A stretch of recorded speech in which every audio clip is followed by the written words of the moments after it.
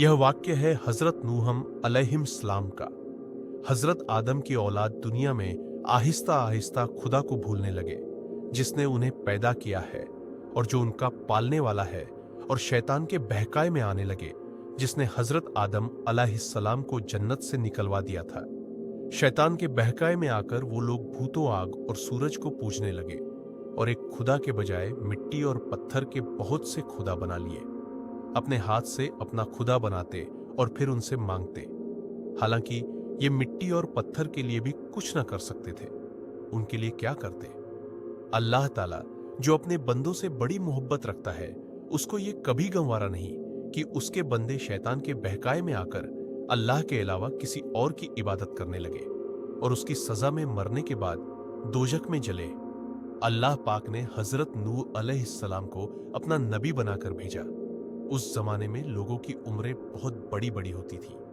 हजरत नूह अलैहिस्सलाम 950 साल तक अपनी कौम में बच करते रहे कि ए लोगों, सिर्फ एक अल्लाह की इबादत करो और मेरा कहा मानो, वो तुम्हारे गुनाह बख्श देगा। लेकिन लोगों ने हजरत नूह अलैहिस्सलाम की बातों को न माना और अपने कानों में उंगलियां दे ली और कपड़े ओढ़ लिए ताकि हजरत नूह अलैहिस्सलाम की आवाज कानों तक न पहुंचे। हजरत नूह अलैहिस्सलाम ने हिम्मत न हारी।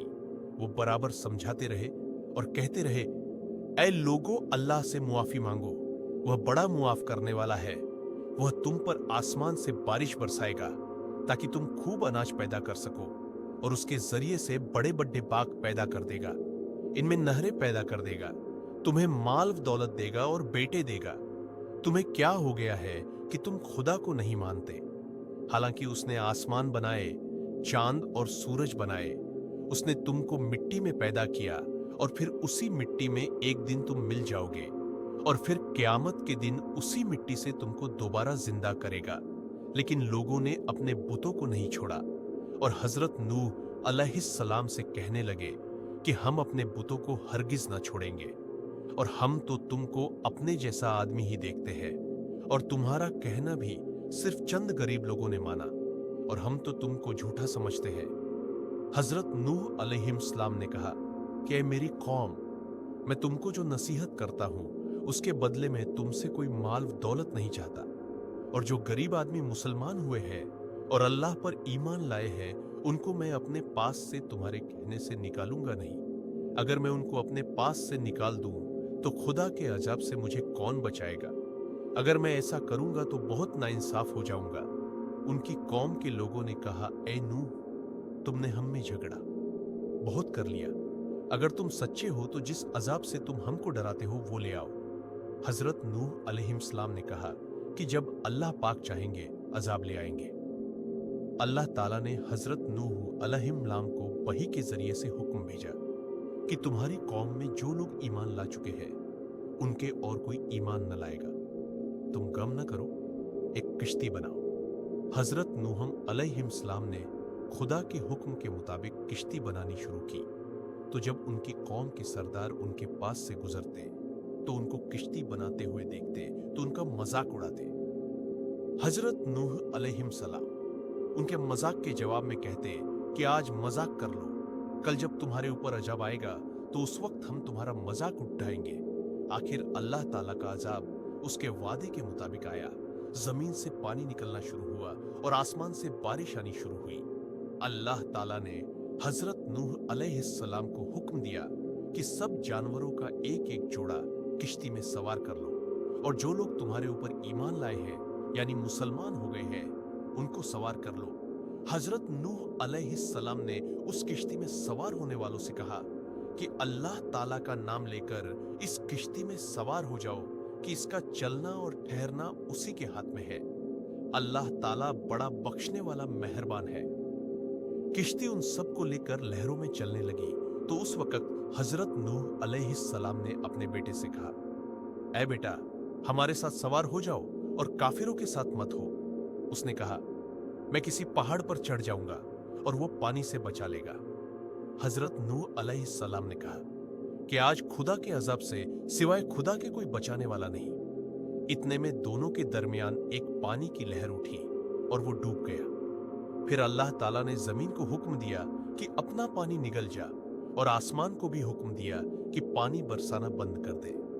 यहां तक कि पानी खुश्क हो गया और तमाम काफिर दुनिया में खत्म कर दिए गए। हजरत नूह अलैहिस्सलाम की किश्ती कोहे जूदी पर ठहरी।